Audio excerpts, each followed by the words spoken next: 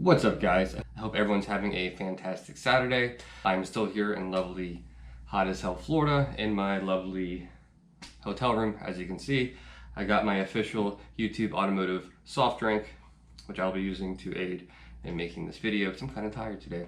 First and foremost, if you're not a subscriber, go ahead and smash that little button over there. Make sure you give it a comment, give it a like. Next week, next Saturday, I will be up in DC and I'll take the vet for a ride. I'll take you guys with me, of course, and I'm going to be doing my 500 subscriber announcement, what I'm going to be giving away, which is pretty cool, so stick around for that. You're going to like it. Make sure you're subscribed for that. And I'll also be doing my subscriber raffle for a hat, one just like this.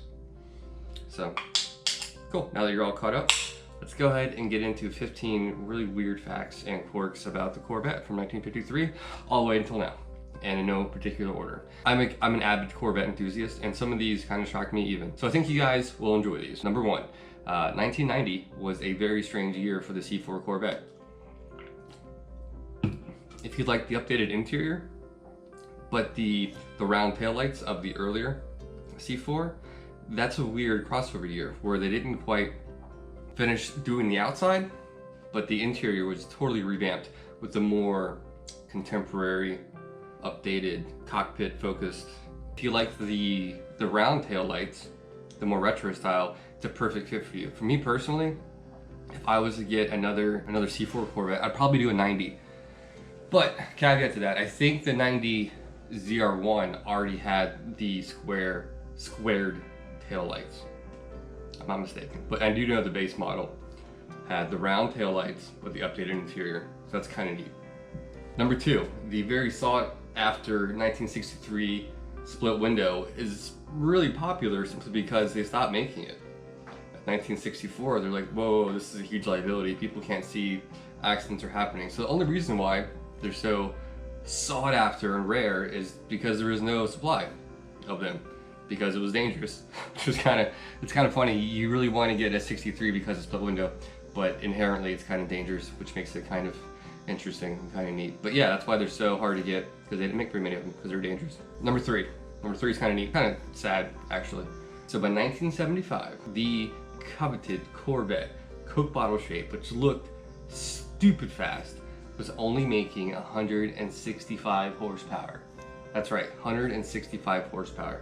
That's insane. It had a 350, so yeah, 165 horsepower. And for contrast, the V6 in the 53 had 150 horsepower, but that car weighed 800 pounds less. So the 75 Corvette, insanely slow. It did a quarter mile in over 16 seconds. That's like Nissan Quest times. That's pretty slow. So definitely a sad time in Corvette history. Number four, the Corvette one year was optioned with a 305. And it wasn't because Corvette team thought it was cool, it was because California was being a boner and they were like, no, we don't want the 350 because emissions and we're California and we can do what we want. So instead of Corvette being like, no, screw you, we'll sell it to the other 49 states, they put a 305 in the Corvette for that model year to make them happy. So if you have a 1980 Corvette 305 Special, it's a shitty car. I don't know why you'd want one. It's super slow. Yeah, and it has a 305 in it. And on top of that, it only came in an automatic. So Corvette was like, we'll do it for you, but we're not happy about it. And if you're gonna get one, it's gonna be automatic and you can deal with it. And that's what they did. So yeah, there's a bunch of 1980 Corvette Specials out there with a smaller engine and automatic. So thanks, California. Number five. In 1982, obviously the Corvette team was pretty hyped. They're getting ramped to release the, at the time, technologically advanced C4, which it was. So a lot of their focus was on that, and I'd say they probably spent about 10% of their focus on the last outgoing year of the C3. Because of that, they just kind of streamlined it as much as possible, and they did not offer it with a manual transmission. And minus the 2020 Corvette, it's the only one that was never optioned with a manual transmission. It's kind of weird. So I guess they were so excited about the C4. They're like, yeah, whatever we got left, automatics, yeah, just put them on. Just put them in and we'll send it. They're like, all right, that's what they did. That's what they did. So if you had 82, you have an automatic. Number six. This blew my mind when I read this, and I had to check this twice. So in '79, I don't know what the hell the economy was doing or Corvette team, but business was booming. They made so many of these damn cars in 1979. It's crazy. Now, if you're watching this, and if you're not sure on production numbers, what do you think would be a lot for a kind of unique sports car? 10,000? Yeah, I'll say it's a lot. 15,000? Yeah. Not 20, not 25, not 30, not 45. They made 53,000 Corvettes in 1979. So it kind of makes sense why you see so many C3s still on the road today and in junkyards. And the fiberglass, so they never rust anyways. But yeah, that is a lot of Corvettes. They must have been making one every 10 minutes. That's a lot of Corvettes. Man, they must, I think they're selling them for 10K too. So the numbers on that, it's a lot of money. All right, number 7. This one's kind of controversial to a degree. There's two camps to this one. And that is why there was never a 1983 Corvette.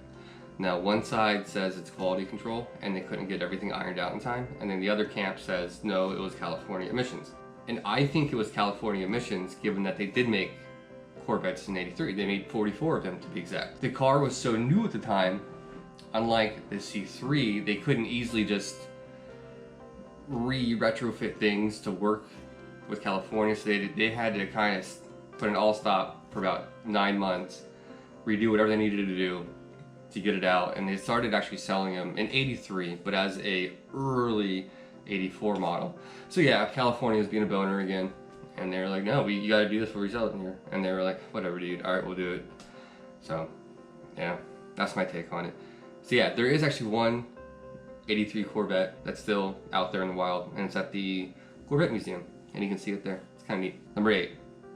Number 8's kind of cool, and it kind of shows the longevity and the confidence they have in Corvette and the 2020 model. This is going to be the first time they offer the Corvette as a right-hand drive in European and Australian markets and Asian markets. So yeah, that's not easy to do. That's a lot of research, production, a lot of cost to switch everything right-hand drive. That's a pain from your steering. Well, there's no manual, so that's not as hard. But yeah, so the fact that Corvette team is so confident in this platform that it will sell, and I think it will, that's pretty cool.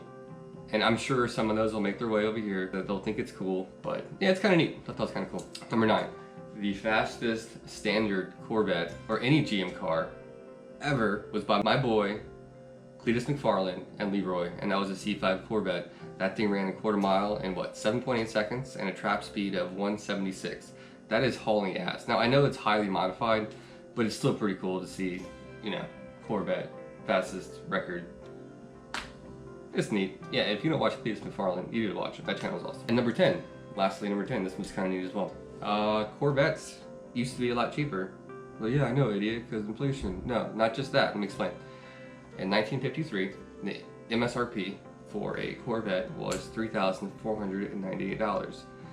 That number in today's money is $33,000. So the base price for a Corvette has literally doubled. But that also comes with demand and markets change. They weren't really sure what a Corvette was going to be back in 1953. But even what you get with a Corvette today, that number is still pretty good. I'm not complaining about it. Those are my 10 weird quirks and facts about the Corvette. I hope you guys enjoyed this. I had to get kind of creative being in a hotel room away from my Corvette to make a video. So I hope you guys appreciate it. So if you did, go ahead and give me a subscribe, give me a like, and I'll catch you guys next time. Later.